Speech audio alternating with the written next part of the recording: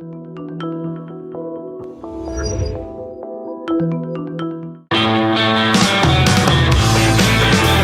is the Gerry Callahan Show.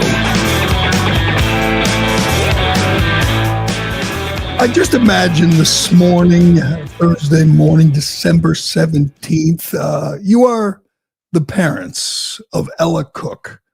Ella, you could not have been prouder to see your child, your 19-year-old sophomore at Brown University, wrapping up the second semester of her second year at an Ivy League school. This is one impressive young woman. It was one impressive young woman, smart, active in her church, beautiful woman, courageous, leader of the Young Republicans at Brown University, which is like being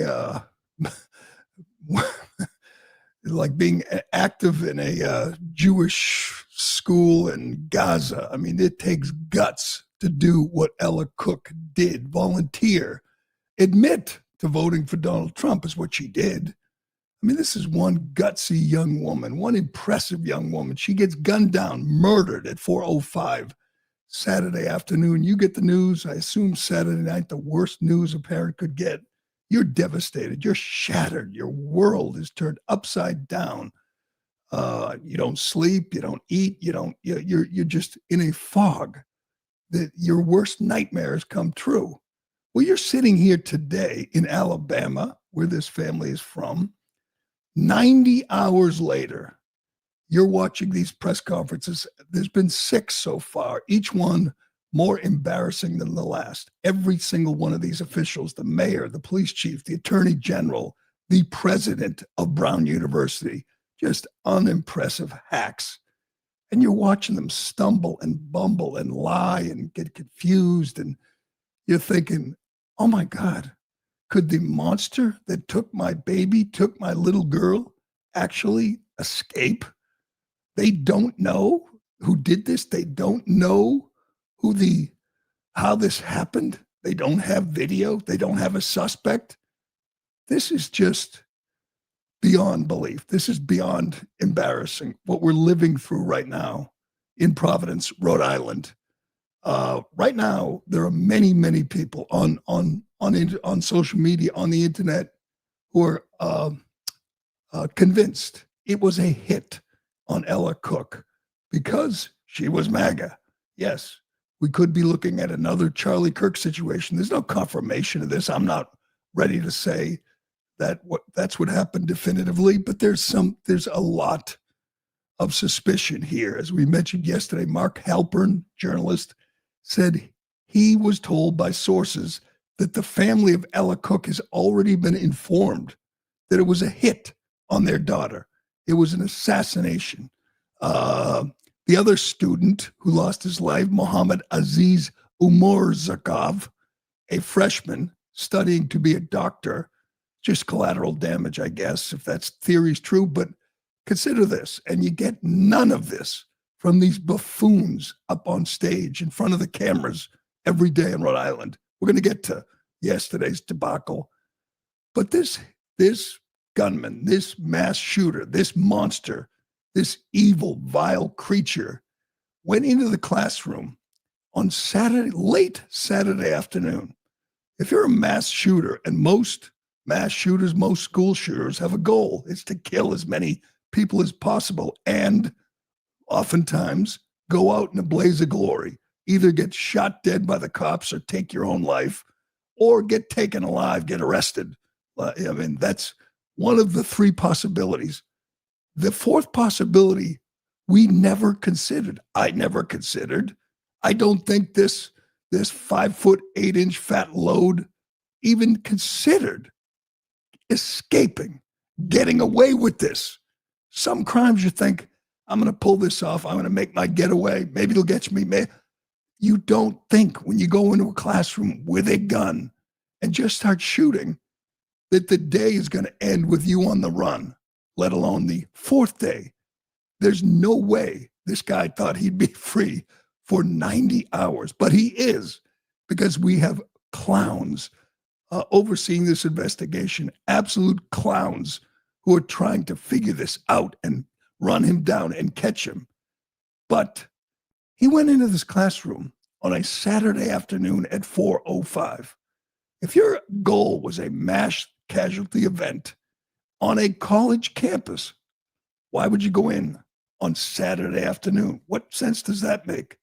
Why wouldn't you not keep shooting? Why would you only kill 2 people? And there are reports that he shot Ella Cook many times. There were about 60 students in this classroom. I mean, I feel like I could go all day, every day with questions that these fools in Rhode Island have no answers to. What kind of gun did he use? Did he have a gun on him right here? Here's a picture they released yesterday. Boy, this is going to help.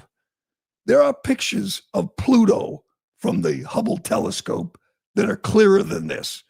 There are pictures that I have like in the bottom of a drawer from when I was a little kid that are better than this. This is what they got. This is from neighbors' cameras. They have no pictures, no video from the campus. Why? Oh, the Attorney General explained. He said it was a really old building. What? An old building? That means old buildings, according to authorities in Providence, Rhode Island. You can't have cameras, functioning cameras, if the building's too old. Does that make any sense to anyone? He said that out loud. Yes, an attorney general, this hack, said out loud that, give us a break here. We're dealing with an old building, really an Ivy League campus in a New England city has old buildings. Who knew? And you call those companies that hook up the cameras and they say, sorry, can't do it. Building's too old. Here's this buffoon explaining why they have no video. Go ahead. It doesn't come as a surprise to me, at least, that there are cameras in the newer part of the building. And there is video footage, okay? So there's the back part of the building, old part, and front part, new part. The shooting occurs in the old part, towards the back, up towards Hope Street. In that older part of the building, there are fewer, if any, cameras in that location. I imagine because it's an older building. So as students are fleeing the area of the shooting into the new part of the building, there are cameras in that brand new building that show that chaos. But the only video of the presumed, anticipated, suspected, however you want to define it, person of interest, you have it. We would release it if we thought it would be helpful in identifying this subject, because we are relying on the press and public to help get us there. There would be no reason for us to hold it back. The older part of the building, follow up. What does that matter? You can't put cameras in an old building. He said they have video of the chaos of the students running out of the building, but none of it captured the gunman. So he walked in, shot at least 40 rounds, killed 2 kids, injured 9 others, and they have no video of him on campus. Walked in, shot people, walked out, and there are no cameras. Whatever you do today, whether you go to the store, go to the office, go to work, go to the doctor, you will be on camera. Hell, if you walk down the street, you will be on camera, and that video that is captured will be much clearer. It will show you definitively. But a college campus, an Ivy League school with an $8 billion endowment that gets over $200 million from U.S. taxpayers every year, didn't have enough money to put in cameras in the older building. That's their excuse. That's their story, and they're sticking to it. That was bad. This is much, much worse. Again, we got to get to this university president and this fool police chief, this DEI hire who is more confused than any of them. If you need someone to give the public confidence, to assure the public, it's the police chief. And just like in, you name it, in Washington, D.C., and in New Orleans, you have a DEI hire as the police chief there, who's supposed to solve murders. And he's speaking in Spanish, and he's losing his way, and he's confused, and he has no answers. Why? I got a question. Why is Kash Patel not saying, We're done. You people are done. Get off the stage. The FBI is taking control. The FBI is in a support role here. You see them on the ground. They're looking for evidence. It's not a federal crime, so it's being run by the Providence police chief, which is being led by this fool, Oscar Perez, who doesn't even know where the video comes from. It's amazing. I feel like I'm following this story online. I know more than any of these people. I certainly know more than the college president, Christina Paxson. We're going to get to her. God, what a disgrace. But here's Oscar Perez trying to explain from where the video, the ones they just released, the new video, the new photos, from where it came. Tell me this guy is instilling confidence in anybody. This is the man, by the way, who said the public should feel safe and secure now, even though a mass murderer is on the run in his city, possibly. Hell, he could be anywhere. Guy could be in Zimbabwe today. He's had 90 hours to get away. He's probably not still waddling around Providence. He probably is in the wind. We'll find out, possibly. But here's Oscar Perez trying to answer a question. It's always a challenge. Hey, I'll give him credit. At least he did this one in English. Go ahead. The video that we showed you came from inside the building, and that's all we had at the moment. That's all we have at this moment. Correct. Inside the engineering building, though? I'm sorry? It's from the outside of the building. From the I'm sorry. outside, so do you have video from Yes. inside the engineering Both building? inside and outside. I'm sorry, just outside. That's all we have, not inside. No. I'm sorry, just outside. Are they going to be released anytime soon, and what's from inside the building? That was released already. That was the outside of the building. We released that. Yeah, Let me just jump here and clarify. Okay, so there is. So this is the Attorney General jumping in to clarify, because this fool who's acting as police chief doesn't know where the video comes from and said they have no video from inside the building. So he explains, yeah, we do. We got video in the building. It just doesn't show the killer. Well, how about we show everything? How about you put everything on the table? Again, it is 90 hours later, and these people will not answer the question everybody's asking. What was he yelling? What was he yelling when he was gunning down Brown University students? They know. Hell, they got witnesses. They got 60 about. They got 9 kids who were shot and wounded, I assume at pretty close range. You think they heard what he was yelling? What was it? Why can't they tell us? We have our suspicions. Everybody has their theories, but they won't tell us. Would that help? Who knows? I mean, they're asking the public for help. So how about this? He was yelling whatever. He was yelling, I'm going to get Ella. How about he was yelling, catch this fascist. How about he was yelling, I don't know, just throwing it out there, Allahu Akbar. Would that help if you knew that was the goal, the motive? Oh, but they don't want you to know. Keep in mind, this is the most woke, most politically correct, most radical left-wing campus in the country. This place is just a cesspool of political correctness and wokeness and radical leftism. That's what it is. And you have to keep in mind every time these people go before the cameras. So yesterday, as this thing is unfolding, the sleuths on the internet who are doing more to advance the story and solve the crime than that clown group right there, learned that a Brown University student named Mustafa Karbouche, a Palestinian activist, who fits the description, by the way, fat, short, glasses.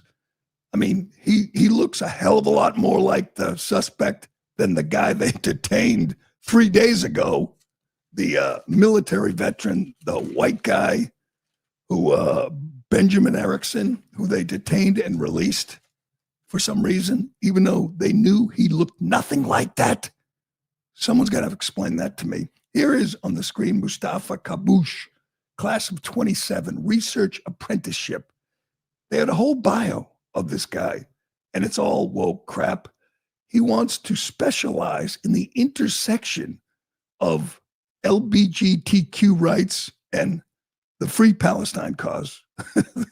That's what he was focusing on at Brown University.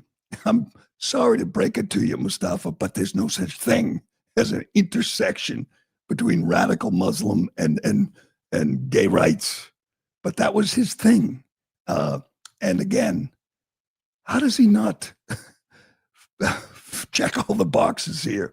So the university starts taking down any web page that had any information, and then the guy deletes his social media, and they don't know where he is. Nobody knows where he is again. He could be in Gaza right now. So people online did the gate study.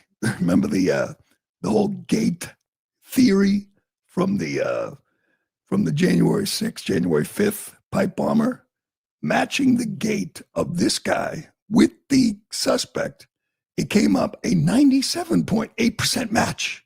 So he certainly fits the description. And the university president, this absolute empty suit, Christina Paxson, by the way, when this is all over with, we have to talk more about this person. She makes $3.2 million a year. They can't afford cameras in the building, in the old building, but they can pay this hack $3 million a year to do what? And we give them our money. They take tax money. They take grants, funding from the taxpayers, and they turn around and give it to her. She was asked, and this was everywhere. If you weren't online and you were too busy yesterday, trust me, it was everywhere. Pictures, descriptions, questions. Where is this guy? Why is the university deleting web pages that had his description, his bio, any information about him? They were taking it down. Seems kind of suspicious.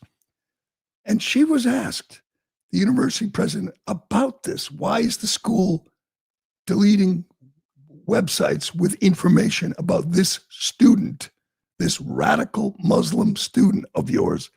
Here's the answer. And again, you didn't have to be, focused on this all day.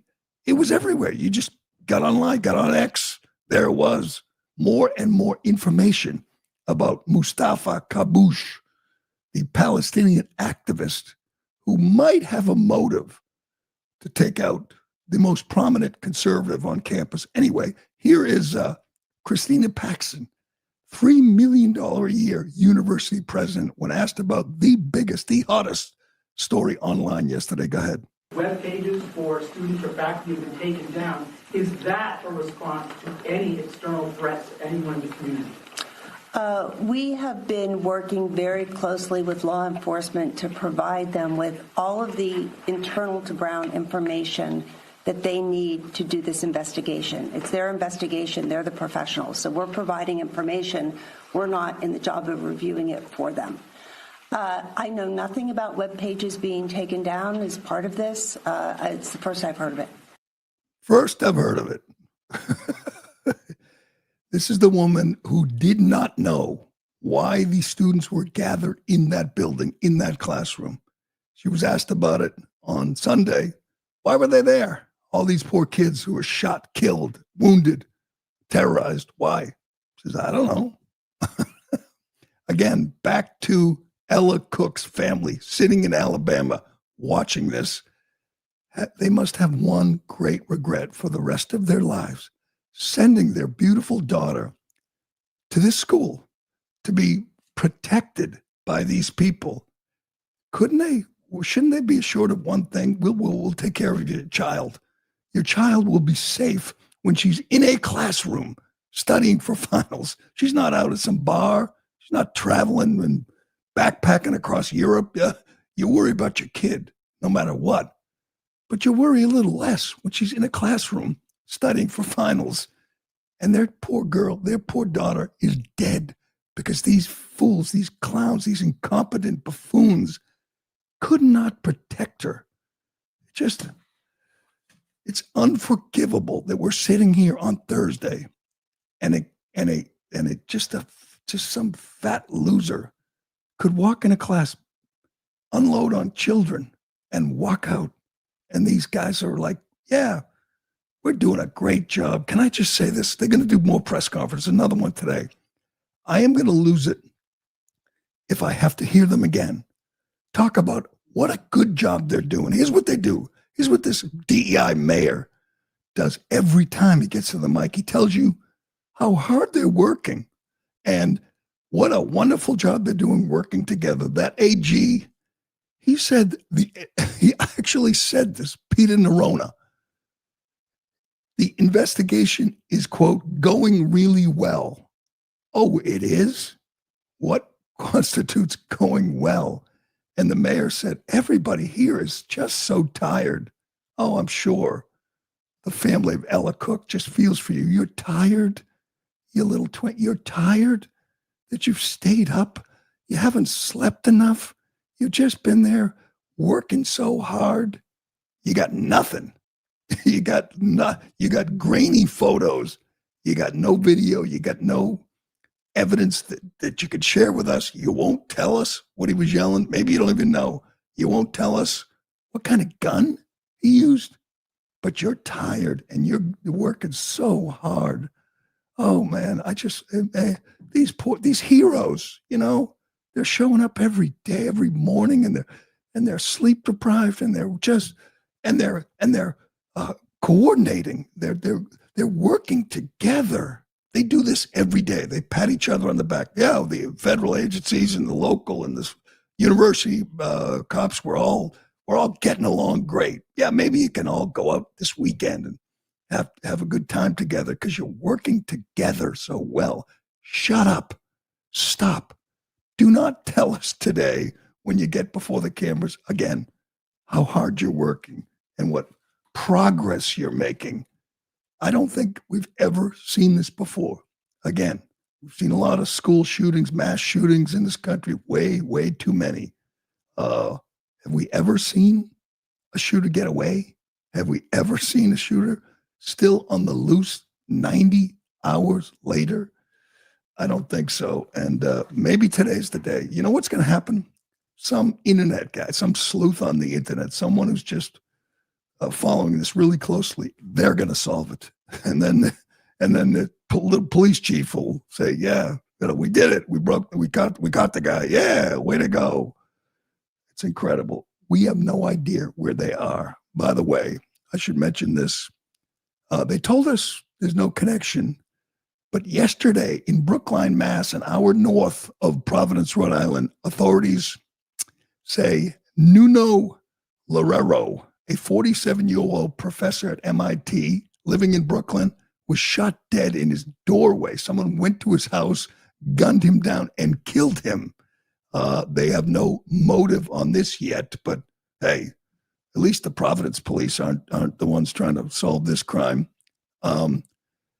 The chief of police, Jennifer Pastor, another female chief of police, says this remains an active and ongoing homicide investigation. The professor, Loureiro, was a big deal at MIT. Sounds like just a brilliant guy beyond any. I mean, he ran this organization at MIT, joined in 2019, and he led the School of Plasma Science and Fusion, aimed at research to expand clean energy technology. We don't know if he was a Jewish guy. Not sure yet. There's some theories. They say there's no connection. Oh, they're holding vigils and expressing what a wonderful guy he was, but just gunned down in cold blood in his doorway. So I guess we have to wait for this one too. We have to hope they have this guy, this shooter, in short order. But we will see. It doesn't, once again, feel good right now. And I can't even comprehend the thought that he could escape, that he could get away. That can't happen. Someone has to take over this investigation. Someone competent who can find this fat load who just waddled away. See ya. Killed a couple kids. See ya. I'm gone. But All right, we got so much more to get. I got to get to the Susie Wiles story. Man, this drives me crazy. I'm not annoyed enough at the Rhode Island story. We got to get to the Vanity Fair story. Can you believe it? The Republican chief of staff to the Republican president sat down for many, many, many hours with Vanity Fair, and they didn't give her a glowing tribute. They didn't. They took unflattering pictures and they took her out of context. I'm shocked. Could someone explain to me why this foolish woman did this? I will say this before we get to it. She must be fired. Susie Wiles should be fired today. Trump is doing a big primetime address tonight. He should start off by saying, I got a new chief of staff. The last one is a moron who, for some reason, thought she could give hours to Vanity Fair and they wouldn't take her out of context. What an idiot. We'll get to that and much more, but first. Excuse me. You know, Christmas used to mean something simple. Family gathered around a table, real conversation, hard work, rewarded with a little time to breathe. We didn't cut corners because we didn't believe in shortcuts. You earned your rest. But these days, everything moves so fast. Everyone's looking for the easy way out, but not our friends at Beam. Beam is a company proudly founded in America and run by people who share our values: hard work, integrity, and delivering results. And we all know that can be especially hard during Christmas. That's why I want to tell you about Beam's Dream Powder. It's a healthy nighttime blend packed with science-backed ingredients shown to improve sleep so you can wake up refreshed and ready to take on the day. When I found Dream, everything changed. I started sleeping through the night without tossing and turning, and I woke up energized, not groggy. It's been a game changer for me. Dream is made with powerful blend of all natural ingredients: reishi, magnesium, L-theanine, and melatonin. Dream tastes incredible. I like the brownie batter. That's my favorite. So if you've been waiting for the right time to try Dream, this is it. Visit shopbeam.com/Gerry and use code word Gerry and take advantage of my exclusive discount of up to 40% off. So with my discount, Gerry, you can get the best-selling Dream Powder for just $39. So seriously, think about it. How much would you pay for a truly great night's sleep? With my discount, it's just $1.25 per night. So go to shopbeam.com/Gerry today. Well, I'm just going to keep scrolling. Wait until they catch the guy, but not yet. We're on to 91 hours. No one in custody. Oh, I'm sorry. Custody's the wrong word. Yes, Chief. Custody's the wrong word. All right, we've detained somebody.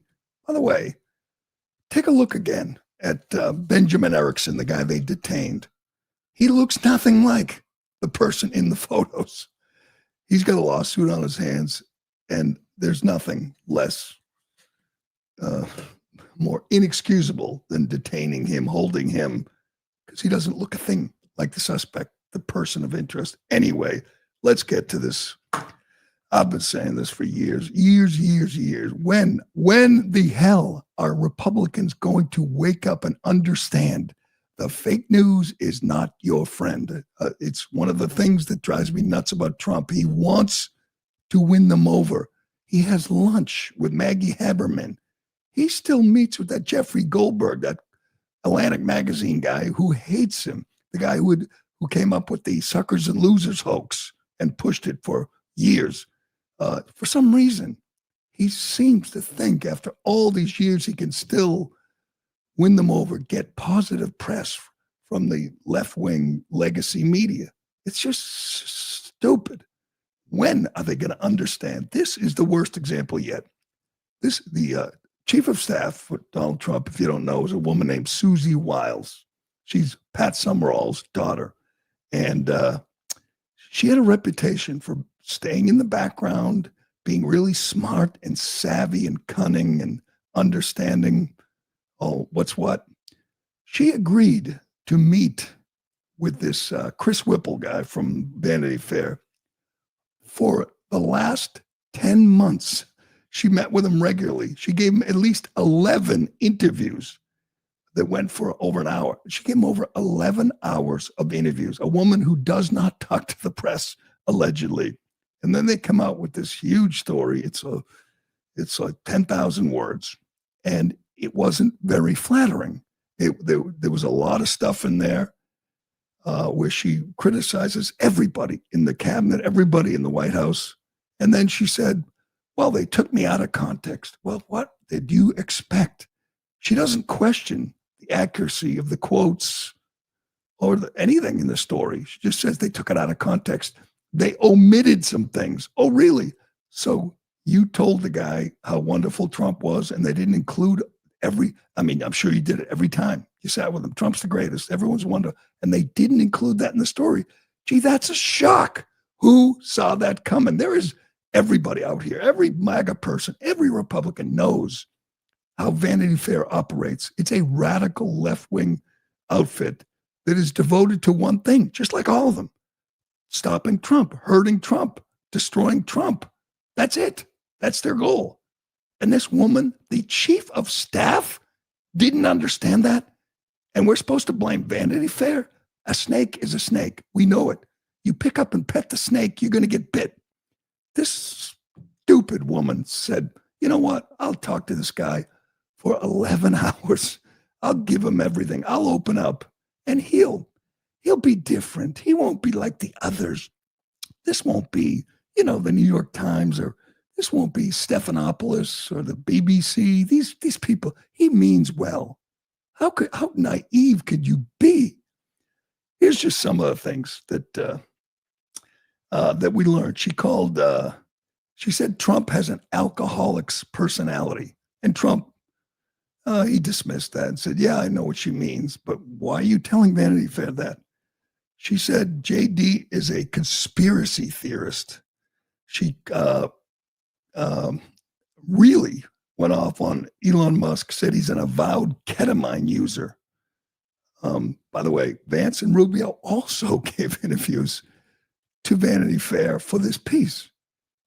I thought they were smarter than that. I thought they weren't naive. I thought they had their eyes wide open this time. If this were 2016, maybe 2017, I could understand it. But this is 2025. You don't know yet what the media is out to do, what they want to do to you. Let me get the most. This is just. She must be fired. She must be fired in disgrace. This is inexcusable. Any cabinet member did this, you'd say fire them. They're stupid. They're not smart enough to be in this big job.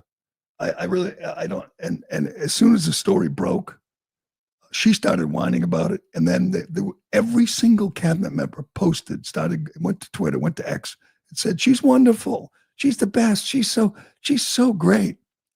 Really? I don't care. I don't care if you think she's great.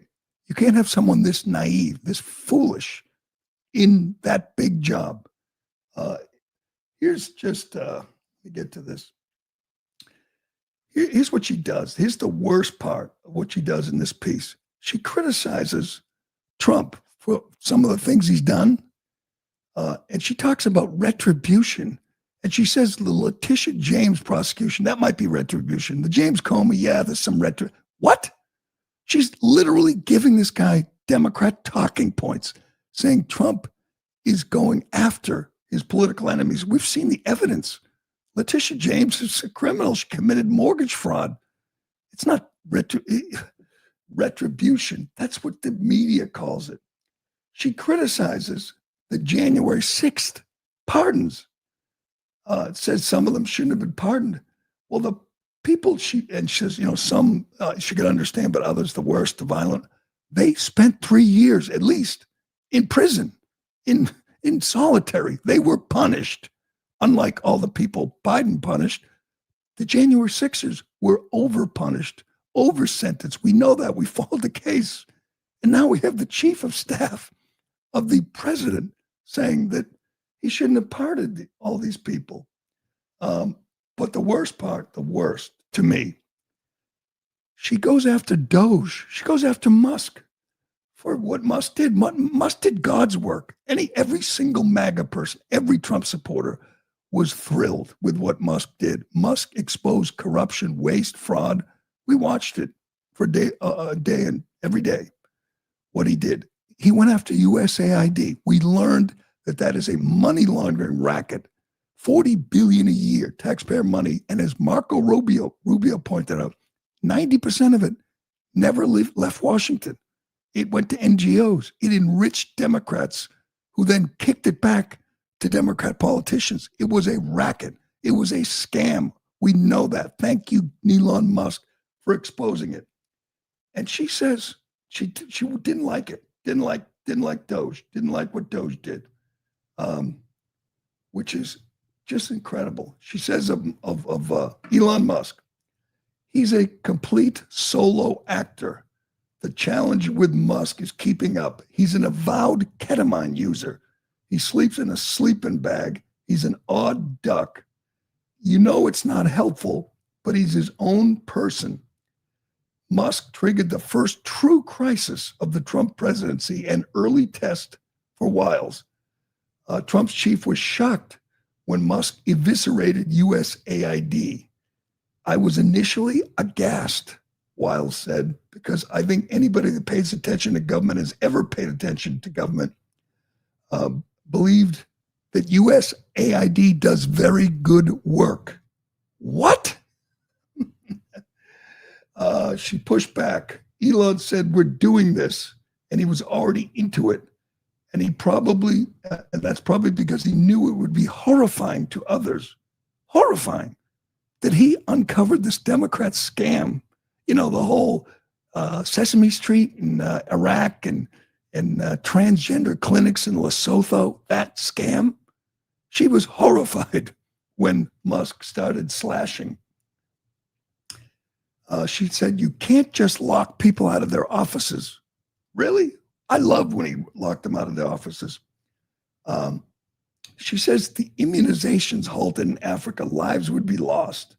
She was making frantic calls to save these agencies. She talks about people were dying. The shuttering of USAID crippled the president's emergency plan for AIDS relief. And she talked about,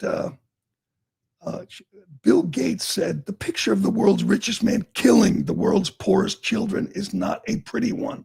Killing children in Africa. That's what she's accusing Musk of doing here. The chief of staff of the president, and the whole story's like this. She criticizes everything Trump and Musk and Rubio and all the agencies are doing. And they immediately go to her defense and say she's doing a wonderful job and blame the reporter.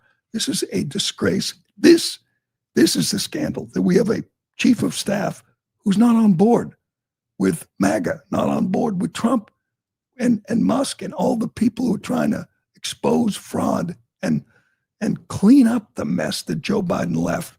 Poor Caroline Leavitt. I know this is her job, but she had to go before the cameras and defend Wiles.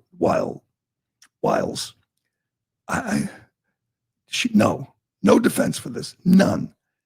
Even if she was duped, even if the reporter lied to her, that's what they do. I don't blame Vanity Fair for this at all, or Chris Whipple, the author, at all. This is what they do. She could have given this 11 hours to anybody. She obviously had time. She could have done it with Breitbart or Newsmax.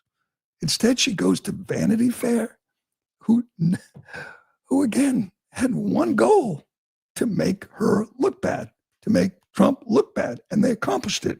Here's Caroline Leavitt defending the chief of staff who should be gone today. Go ahead. This is, unfortunately, another example of disingenuous reporting, where you have a reporter who took the chief of staff's words wildly out of context, did not include the context those conversations were had within. And then further, I think the most egregious part of this article was the bias of omission that was clearly present. And we see a lot of this when dealing with the media every day. You will leave out important context, leave out comments and facts. Many people in this building spoke with that reporter, and those comments were never included in the story, probably because it didn't push this false narrative of chaos and confusion that the reporter was clearly trying to push. So what I'll say about our chief of staff, as you've seen from not just myself, but also the entire cabinet, and a groundswell of support from people on Capitol Hill who don't even work in this building, about how incredible Susie Wiles has been to President Trump. And he's been able to accomplish so much because of his leadership and his tenacity, but also because of Chief of Staff Wiles's leadership and her ability to effectuate his agenda. Oh, God. This is incredible to me. You can't hate this enough. They were supposed to be different this time. They were supposed to be aware. They were supposed to have their eyes wide open, and yet they're saying, wow, just another example of media bias. Well, good. Yeah, of course it is. Why did you give them all this? This is just, before we move on, I got to do this because this is just driving me insane. Rubio defends Musk and what they did with USAID, and he doesn't fall for that canard that, oh, people in Africa are dying because the U.S. taxpayers aren't giving them enough of their paychecks. Why is it the job of some American guy going to work, earning a living, so you take a chunk out of his take-home pay to immunize people in Africa? Since when is that the responsibility of the American taxpayer? Is that what the founding fathers intended? That we would provide free health care for people 10,000 miles away? Why? Could someone explain that? And she falls for it, says, yeah, people are dying. Here's what Rubio says. He says, he makes the argument. He says, let's begin with the premise. Is that the United States' fault? Why isn't China paying for more immunizations? Why isn't the UK or Canada or any of the G7 countries paying for immunizations in Africa? So he says that to the reporter. The reporter brings it back to Wiles. She writes, I find that immoral. Immoral. For the Secretary of State to point out it's not America's job to provide health care for everyone in Africa, why isn't the rest of the world doing that? We're still doing more than any other country, and she finds it immoral. I cannot believe that she is going to spend another day in the White House as chief of staff. She hates these people. She hates Vance and Rubio and Musk and Stephen Miller. I mean, she's just, I don't even know why she's there. Trump did this last time. He hired all the wrong people. He fell for people that fooled him. He did it again. He hired this woman. She has the biggest job in the White House, and she hates what he's doing. And they immediately go to her defense and say, she's great. Isn't she great? No, she's not great. Susie Wiles should be gone today. Speaking of people who should be gone, we got to get to this police chief. Oh, I wonder if Susie Wiles is against exposing all the fraud in Minneapolis. Are you against that too? Is it immoral to stop people from stealing billions and sending it to Somalia to support Islamic terror? Is that okay with you, Susie? Or is that bad too? Is that going too far? So we know now that Minneapolis is a crime scene. They should put yellow crime tape around the whole city. You have corrupt Democrats like Tim Walz, Ilhan Omar, Keith Ellison, who allowed this to go on, probably benefited from it in many, many ways. We know Somalian immigrants have stolen everything. I mean, from hungry children to autistic kids to the elderly, disabled, good Democrats who care about the underprivileged and the marginalized are stealing billions and sending it home, or, buying luxury cars and real estate, but also sending it home to Somalia. And we know the city of Minneapolis is full of criminal, illegal aliens. The ICE is there now fighting with people to remove violent criminals from the community. And I understand why crazy activists or illegal aliens are trying to stop ICE. You know who else is trying to stop ICE? The police chief of the city is trying to stop the federal government from removing violent criminals from his community. Yes, that's where we are right now. The police chief is against arresting violent criminals. The next step has to be stop funding Minneapolis. Stop sending a nickel of federal money to this lawless city in this lawless state. This is just intolerable. But here's all you need to know. This clown compared illegal alien criminals to Jesus and Mary and Joseph, at this Christmas season. It's hard to believe this is actually the chief of police. Listen to this absolute clown. It's especially personal to me, having been raised a Catholic, to be in a Christian church this morning as we are approaching Christmas. And I cannot help but think of what is happening in our city today and how that echoes with how outsiders have been treated for thousands of years, how Mary and Joseph themselves were considered outsiders and forced to stay in a barn. That's what we're getting ready to commemorate as Christians around the world, while all of this fear is happening right here in our town. God, that is the most disgusting thing I think I've ever heard. Forget the fact that he's wrong. That, Mary and Joseph went to Bethlehem because they were required to for the census, and the inn was full. They weren't illegal aliens. They were just the opposite. They were legally registering with the authorities. Here's Tricia McLaughlin, the spokesman for the Homeland Security Department. She's great, by the way. She points this out. After that just disgusting comment from that absolute corrupt clown, she writes, how abhorrent and humiliating this Minneapolis police chief refuses to do his job and has allowed these pedophiles and rapists to terrorize Minneapolis and hurt the very people he swore an oath to protect. Here are a few of the dangerous creeps ICE has arrested in Minneapolis in the last few days. She points out just the last week who they've arrested, who this guy wants to protect. Canute Kiomani, 59-year-old criminal illegal alien from Laos, convicted of 2 counts of rape.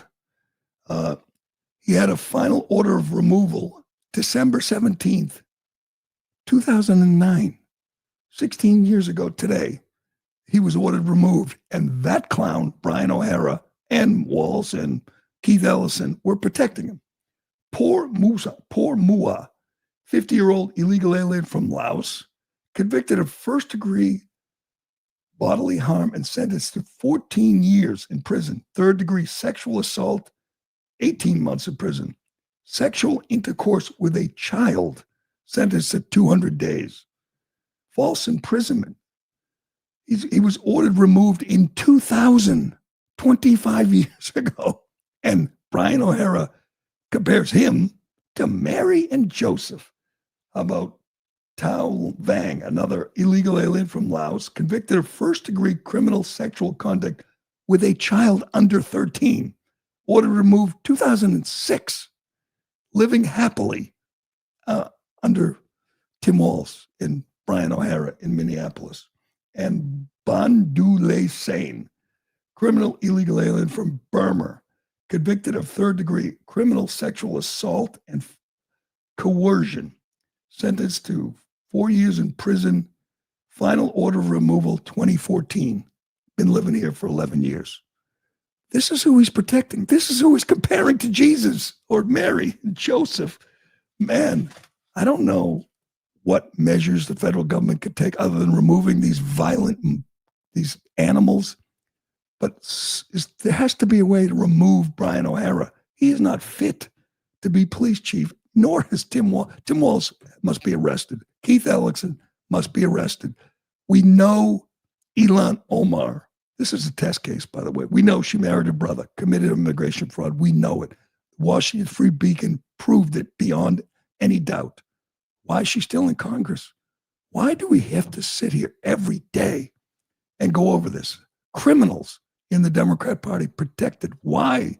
Why? We learned yesterday that they raided Mar-a-Lago, even though they knew there was no probable cause. They said, we have shocking documents, shocking evidence. Okay, good. Is anyone going to be arrested? Is anyone ever going to be held accountable? Why do we do this every damn day? I'm so sick of it. Arrest someone. Oh yeah, here's another guy living happily in Minnesota on you. Again, if you're on your way to work, on your way home from work, if you're struggling with the bills, keep in mind, this is who you're paying for. This is who Tim Walz and Keith Ellison and Brian O'Hara are protecting. One of those immigrants who enrich us so much. One of these hardworking aliens from Somalia. Here's what he posted. And you know what? He won't be arrested. He won't be deported. He'll just keep on stealing from us. Go ahead. Work all fucking day. You don't got shit. Thank you for working so hard so I can be home all day. Free. I can use my EBT. Go to work for me, white boy, white girl. Yeah. Go to work for me, you fucking white animals. Fucking work for me. Okay, go to work for me, you white animals. Go to work. Telling me they can't find him? He's posting this on social media on his taxpayer-provided iPhone 17. Go to work for me, you white animals. All right. Speaking of scam artists, let's get to it. Do I have time to get to Candace Owens? This is driving me nuts. Everything's driving me nuts. I admit it. But as you know, as we talked about yesterday, she had her sit down, her whatever it was, 5-hour meeting with Erika Kirk. Why, Erika? Why did you do this? Why? All you did was provide more content for this woman. Again, she accused TP USA of being behind the murder of their leader. Erika Kirk is the leader of TP USA. She implicated her in the murder or the cover-up of her husband. She has all kinds of theories. I mean, just insane things about Egyptian aircrafts following Erika Kirk and the Mossad and the FBI and the French Foreign Legion. She's just a whack job who's making a fortune peddling these conspiracy theories. She is evil. We can all agree. What she's doing is despicable. Couple things here. First of all, they had this meeting and she immediately, monetized it. She went on to do her show. She got lots of donations, lots of people sending her money, and she doubled down on her stupid theories about Egyptian aircraft, which has been debunked. Here's what I need to know. When are people going to call her what she really is? A grifter, a liar, a monster. I hear people I absolutely love. I love, Megyn Kelly, Tucker Carlson, Matt Walsh, who is the best, did a 38-minute complete takedown of all her theories, just completely debunked everything and proved that Tyler Robinson, the furry loving freak, did this, that he wasn't a patsy, that he did this, because of, as he said, he had to stop evil Charlie Kirk. I mean, it's pretty clear who did this and why. We have confessions. We have the parents. We have DNA evidence. It's an open and shut case, but that wasn't good enough for Candace. She had to run with all these stupid theories. Why can't Matt Walsh and Tucker Carlson? Well, Tucker believes her, which is crazy. He thinks that the Egyptian aircraft thing is real. Megyn Kelly, they say, oh, she's my friend.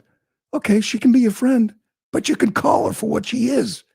It's not just that she's pushing these crazy, stupid theories. She's doing it to make money, that she's blaming the widow. That's despicable. That makes her a bad person. You could still say, she's my friend, but call her out. Don't just try to debunk her theories. Call her out. Here she is yesterday.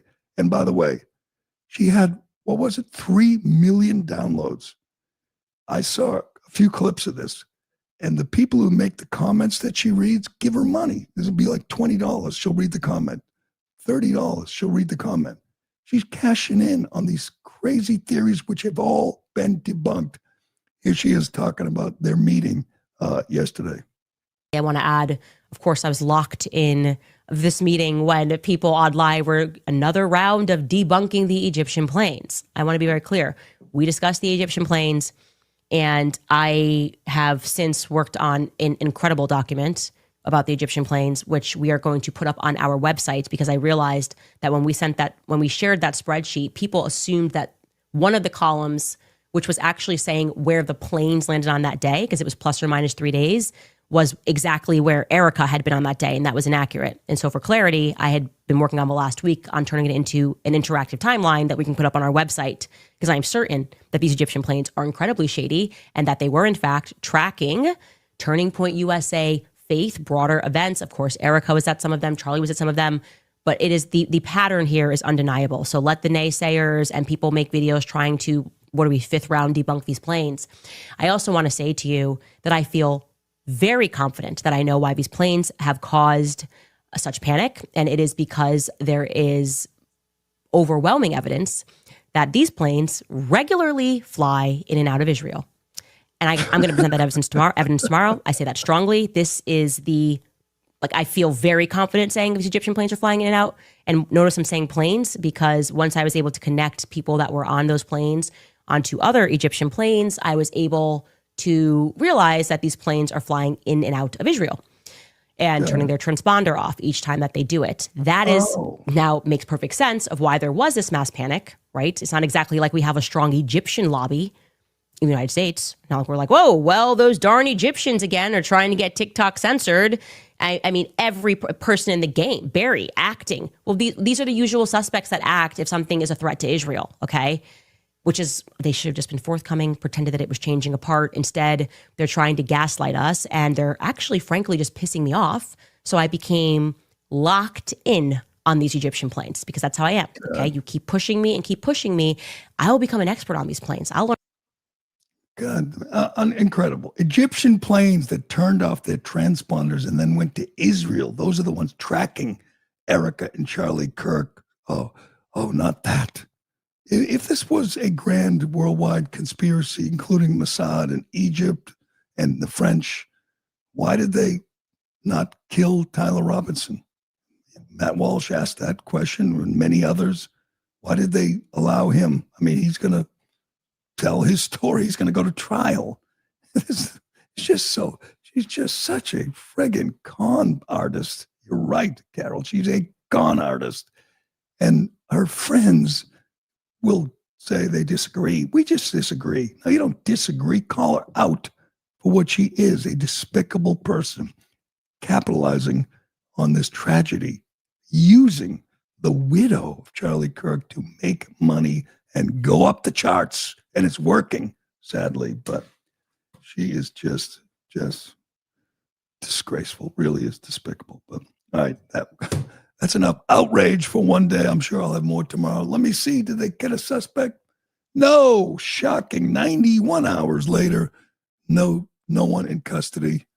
I feel so bad for Ella Cook's family sitting there in Alabama saying, is he going to get away? Is he actually going to get away? Then they have to watch another press conference and say, yeah, he might. These people are incompetent, but we'll see how the next 24 hours goes. That will do it for today. Thanks for watching. Thanks for listening. I'm Gerry Callahan. This is The Callahan Show, and we will do it again tomorrow. We've all been working for now 49 hours. We're tired.